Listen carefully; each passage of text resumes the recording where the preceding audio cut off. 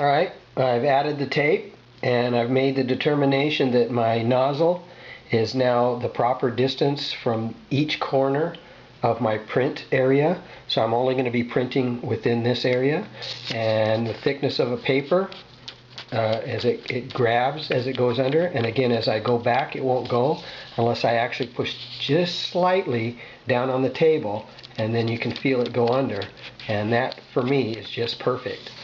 I know that many people say that you can actually print straight on the glass.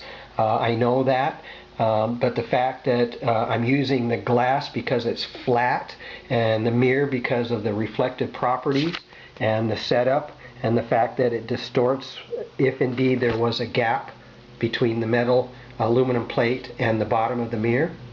So I tend to use the tape not only for the fact that you can actually print on it, which is a bonus, but I use it because it actually is a contrast in color, so that when I start to lay down the filament I can actually see through the first layer, and including the skirt or anything that's being printed on the blue, I can see how well it's being laid down on the tape, because of the fact that it is a contrast in color and you can literally see through the first layer of filament.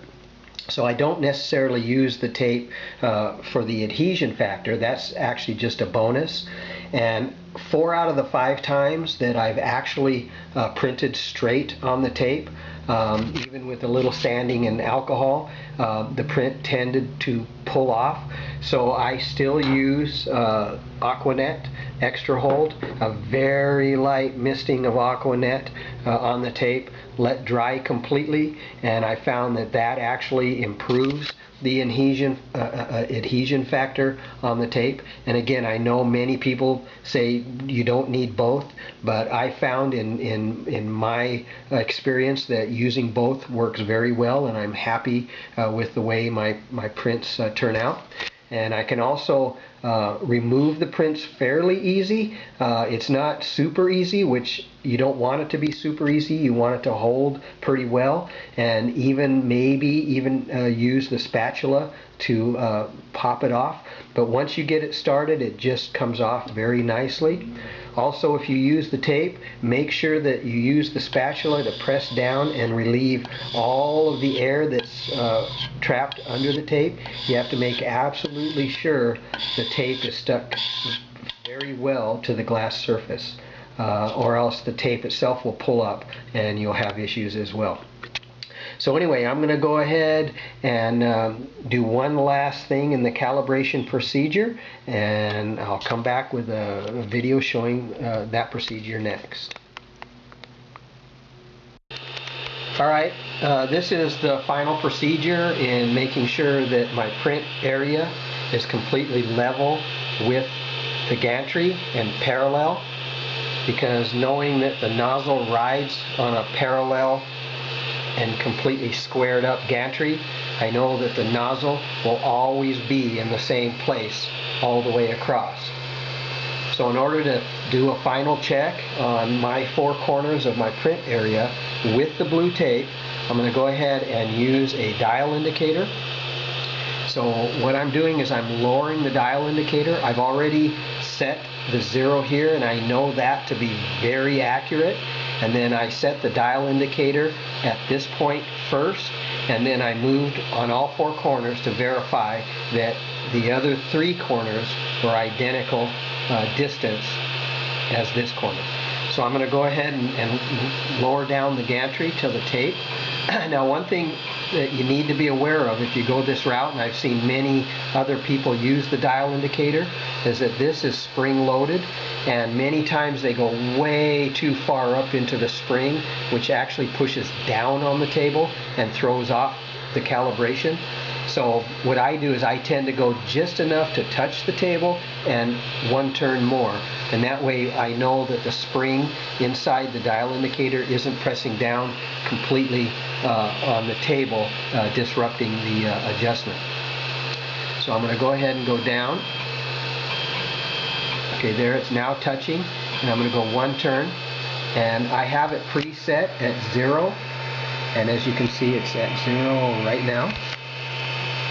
And this was because when I checked it earlier in this location, it was at 0.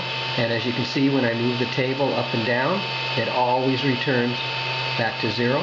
And in this case, it's slightly high, so I'm going to go ahead. And now I need, when I raise the table up, you can see which way the arrow goes. So I'm going to turn the knob in such a way that the table goes up just a hair. And that places that right at 0. I'm going to move the table to this corner. And as you can see, it's still at 0. Okay? And I'm going to move the dial indicator to this corner, and still at 0. And all the way to this corner, and at 0 again. So I know for a fact that all 4 corners, because I've tested it many times, I know it to be true, that as long as this indicator indicates 0 all the way across, including center, okay, there's 0, all the way down, I know that the distance between the nozzle, the gantry, and the table are completely parallel. So as I move off the tape, you can see that it disrupts it by the thickness of the tape. So there we are. I'm pretty sure that this is going to print very well.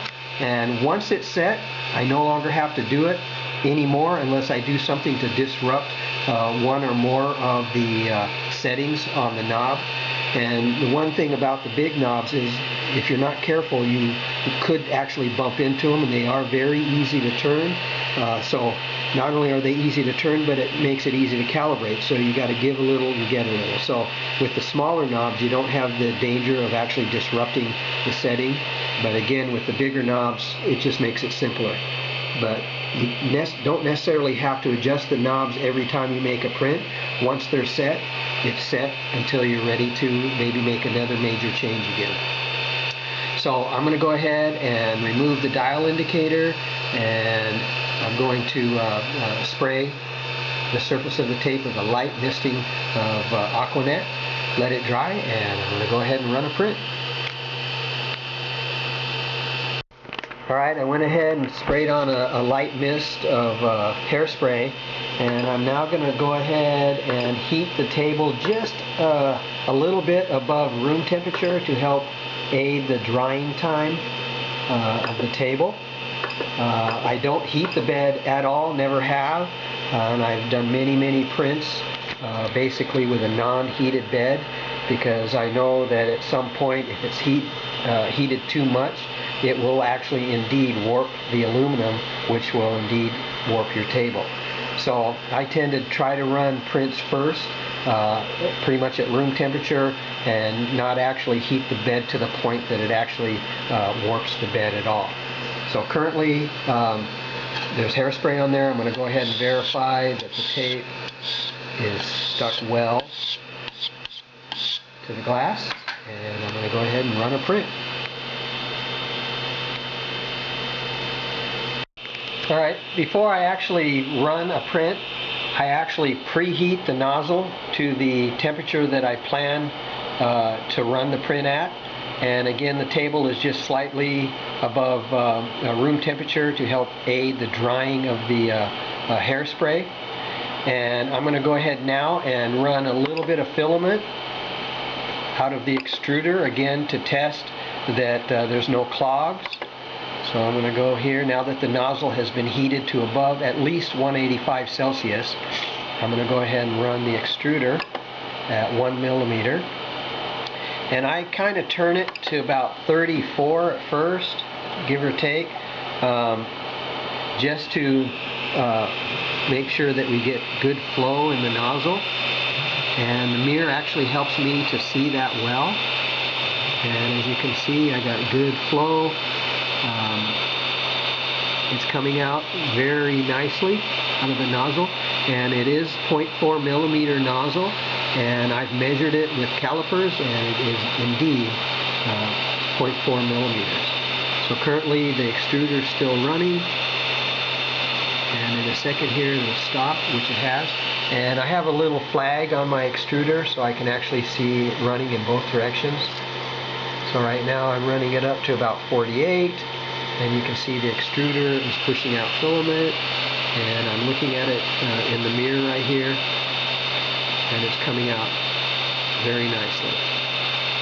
Okay, so there we are. It's stopped, and I'm going to go ahead and snap it off there and run a print.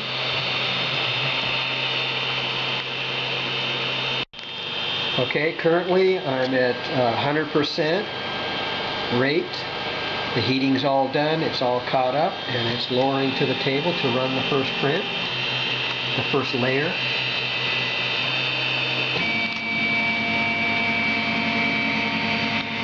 And currently the extruder is running. And remove this. And as you can see, it's putting down a nice, clean, straight line.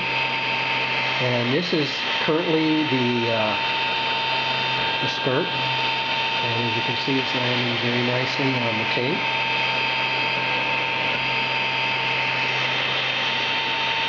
Okay, the skirt's going down very good from what I can tell by looking at the contrast between the tape and the filament. You can almost see through it. It's perfect. It's going down in the right thickness. So far so good. No need to stop it.